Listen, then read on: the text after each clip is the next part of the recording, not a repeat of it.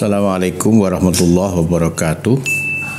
Para santri di berbagai penjuru negeri Negara Kesatuan Republik Indonesia, khususnya santri pesantren modern Al-Amanah Junwangi Sidoarjo. Kalian masih ingat kapan kalian mengenali ibu dan bapak? Kapan kalian bisa mengekspresikan keinginan dan kebutuhan-kebutuhan yang lain kepada orang-orang di sekitar kalian? Apakah bapak ibu kalian mengajarkan bahasa kepada kalian? Kalau memang bapak ibu kalian mengajarkan bahasa, kapan kalian betul-betul bisa memahami bahasa orang tua kalian, menguasai bahasa orang tua kalian, dan kalian bisa mengekspresikan seluruh keinginan dan keperluan kalian kepada orang-orang di sekitar kalian? Para santri, sebelum saya teruskan vlog ini, jangan lupa like, subscribe, dan share ke media sosial yang lain agar kami termotivasi untuk membuat vlog-vlog baru yang lebih berkualitas. Dan bagi kalian yang sudah subscribe, saya sampaikan terima kasih. Harapan saya, vlog yang mampir di pintu gawai kalian menjadi vlog yang informatif, yang menghibur. Syukur bisa memberikan petunjuk bagaimana kita memberikan makna, memberikan arti terhadap peristiwa-peristiwa yang terjadi pada diri kita dan orang-orang tercinta di sekitar kita. Para santri, kita tidak pernah bisa menandai kapan ya kita bisa mengekspresikan keinginan kita, keperluan kita kepada orang-orang di sekitar kita, khususnya kepada bapak dan ibu. Setahu kita, termasuk saya, orang tua juga tidak pernah mengajarkan bahasa yang dipakai orang tua kita dan orang-orang di sekitar kita. Tapi kita bisa belajar bahasa itu tanpa harus lewat proses pembelajaran. Dan proses belajar bahasa itu tidak terlalu lama. Bandingkan dengan proses belajar bahasa asing yang diselenggarakan di berbagai lembaga pendidikan formal. Kadang-kadang guru mengajarkan bahasa asing kepada siswanya sampai 6 tahun. Siswa satu kalimat saja tidak bisa menuliskan, apalagi mengekspresikan dalam bentuk verbal. Ada apa? Kenapa kita belajar bahasa ibu tanpa ada proses pembelajaran kita bisa, sedangkan murid-murid yang diajar oleh guru yang memiliki pendidikan strata bahasa dan dilakukan bertahun-tahun justru tidak berhasil? Para santri, Yang pertama, karena lingkungan. Jadi lingkungan ini sangat besar artinya, sangat besar pengaruhnya terhadap perkembangan pada diri anak.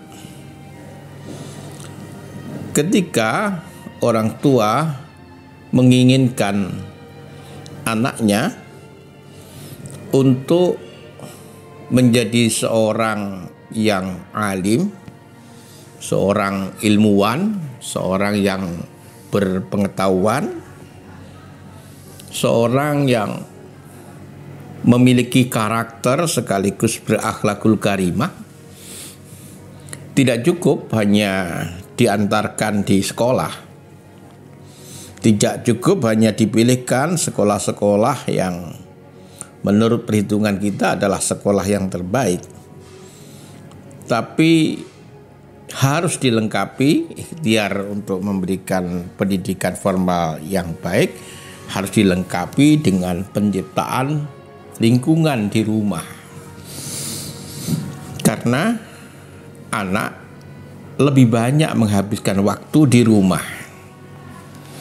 Hal-hal yang didengar, hal-hal yang dilihat akan masuk di dalam pikiran dan hati anak. Oleh karena itu, orang tua harus memiliki kesadaran untuk mendesain rumahnya sesuai dengan cita-cita yang diharapkan pada diri putra-putrinya. Lingkungan itu bisa lingkungan kebendaan. Apakah di rumah kita ada perpustakaan? Apakah di rumah kita ini ada musola? Apakah di rumah kita ada ruang keluarga? Apakah di ruang kita ini ada tulisan-tulisan yang memotivasi putra-putri kita? Atau tulisan-tulisan yang berisi doa-doa agar anak memanjatkan doa sebelum makan, sebelum tidur, sebelum masuk kamar mandi, atau ketika anak sedang akan naik sepeda motor, akan naik mobil keluar rumah.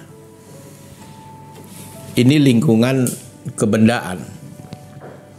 Yang kedua adalah lingkungan tradisi. Ketika kita menginginkan anak menjadi sesuatu, maka tradisi di rumah harus kita ciptakan agar bisa mendukung apa yang kita harapkan pada diri anak. Apakah di rumah ada tradisi membaca?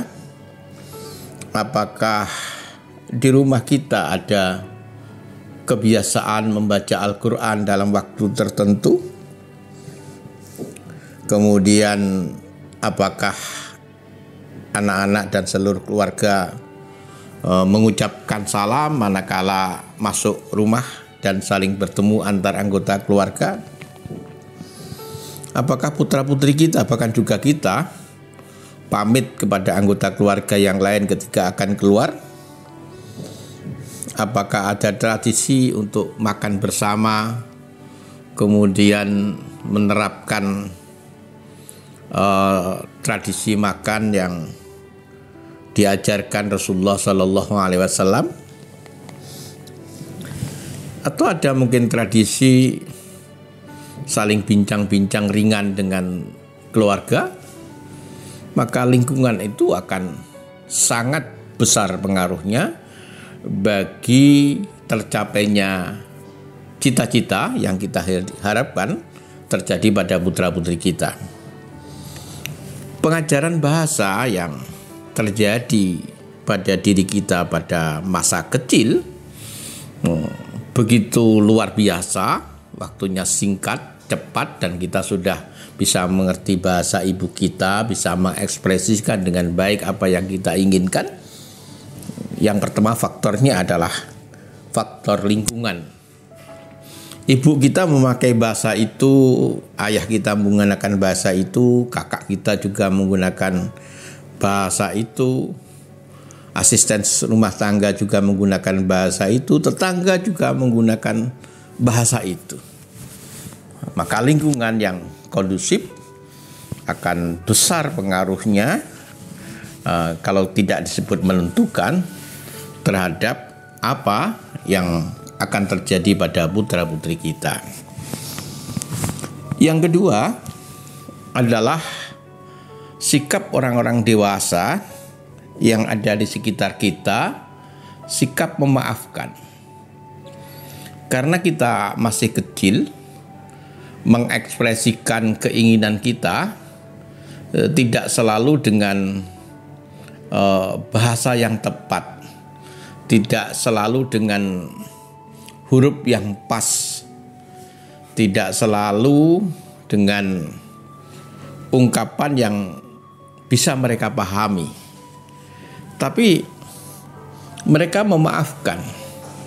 Bahkan ayah ibu kita ikut berlaku salah, sehingga kita tidak merasa salah, tidak pernah merasa terbebani, tidak pernah merasa minder, sehingga kita tetap punya kepercayaan diri untuk mengungkapkan sesuatu tanpa ada rasa takut, dan itu menambah kepercayaan diri kita dan menambah kebebasan kita untuk menyampaikan sesuatu, dan orang tua menerima dengan senang hati apapun yang diungkapkan dari putra-putrinya, walaupun mungkin mereka tidak paham, walaupun mungkin dengan intonasi yang mereka sendiri mencoba menebak-menebak apa kehendak kita. Jadi memaafkan itu sangat penting bagi tumbuhnya kepercayaan diri anak-anak kita. Kebiasaan kita untuk sering menyalahkan, sering mengkoreksi akan mengurangi kepercayaan diri putra-putri kita, dan gilirannya mereka tidak memiliki kemerdekaan, tidak memiliki kebebasan, bahkan muncul rasa takut untuk mengemukakan sesuatu, khawatir salah, khawatir ditegur, khawatir keliru. Ini akan menghambat pertumbuhan psikologi putra-putri kita.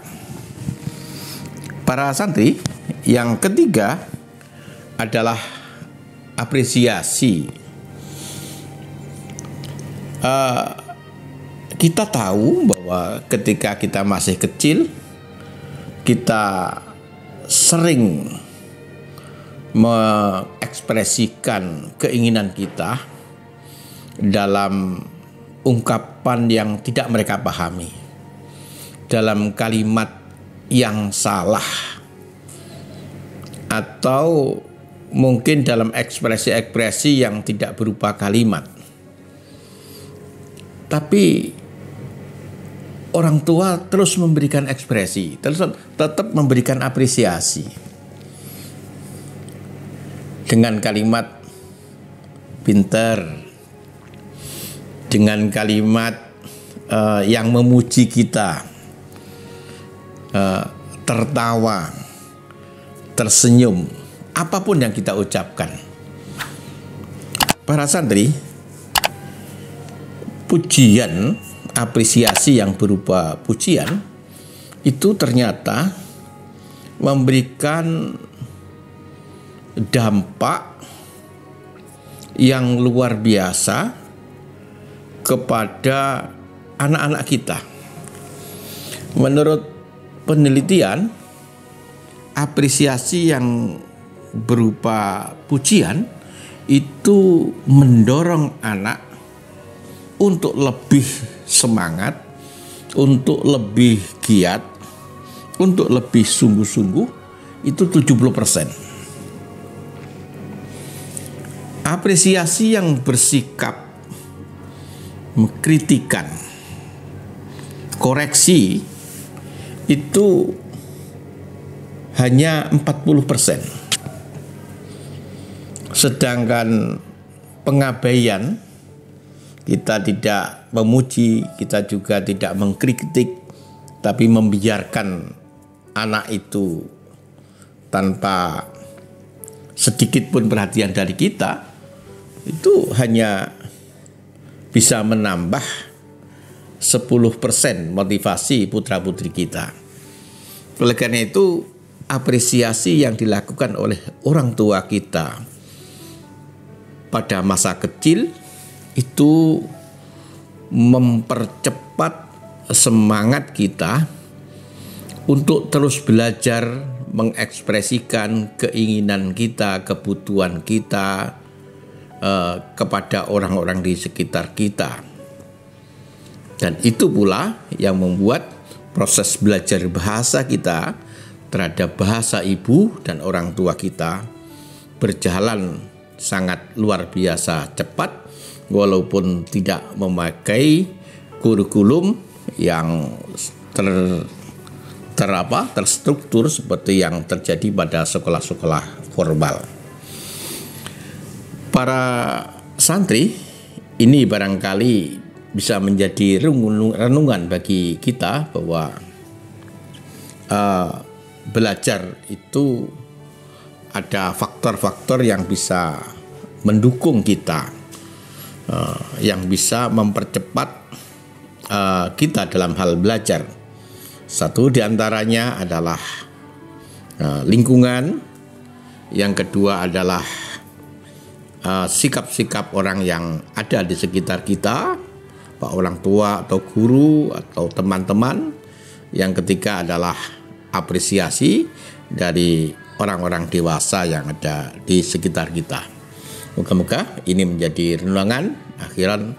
Wassalamualaikum warahmatullahi wabarakatuh.